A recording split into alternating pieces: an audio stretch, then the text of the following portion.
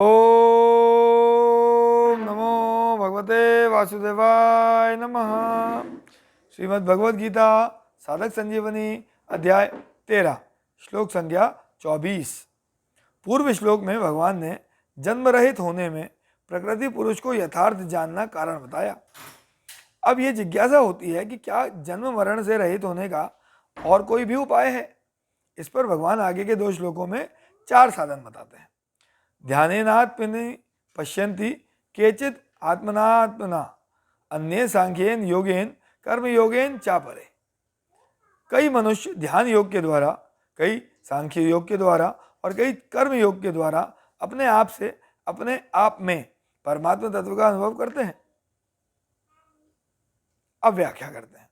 ध्यानेनात्मनम पश्यन्ति केचित् आत्मनात्मना 5वें अध्याय के 27वें 28वें श्लोकों में, 6ठे अध्याय के 10वें से 28वें श्लोक तक और 8वें अध्याय से के 8वें से 14वें श्लोक तक जो सगुण साकार, निर्गुण निराकार आदि के ध्यान का वर्णन हुआ है, उस ध्यान में जिसकी जैसी रुचि, श्रद्धा, विश्वास और योग्यता है, उसके अनुसार ध्यान करके कई साधक अपने आप से अपने में परमात्मा तत्व का अनुभव करते हैं।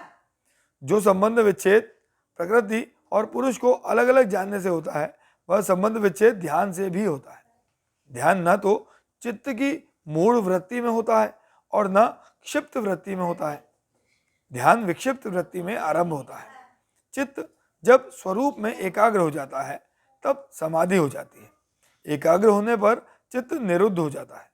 इस तरह जिस अवस्था में चित्त निरुद्ध हो जाता है, उस अवस्था में चित्त संसार, शरीर, वृत्ति, चिंतन आदि से उपरत हो जाता है। उस समय ध्यान योगी अपने आप से अपने आप में अपना अनुभव करके संतुष्ट हो जाता है।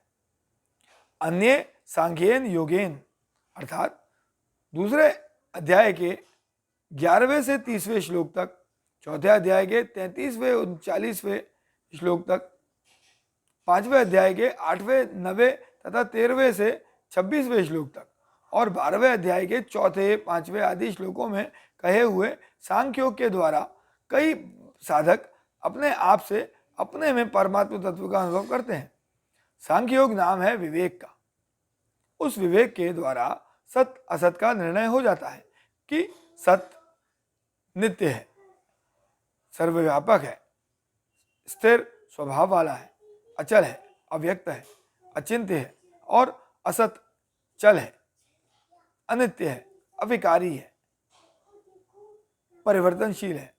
ऐसे विवेक विचार से सांख्य योगी प्रकृति और उसके कार्य से बिल्कुल अलग हो जाता है और अपने आप से अपने आप में परमात्मा तत्व का अनुभव कर लेता है।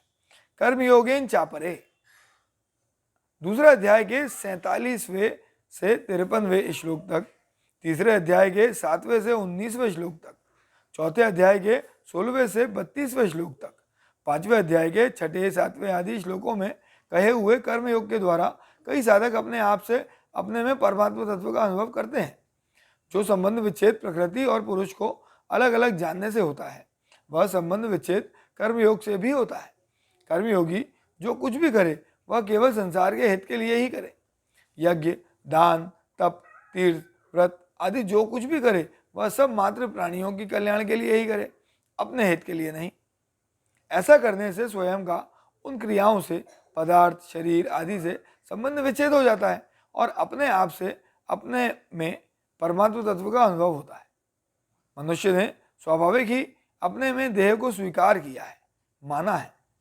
इस मान्यता को दूर करने के लिए अपने में परमात्मा को देखना अर्थात देह की जगह अपने में परमात्मा को मानना बहुत आवश्यक है। अपने में परमात्मा को देखना करण निरपेक्ष होता है।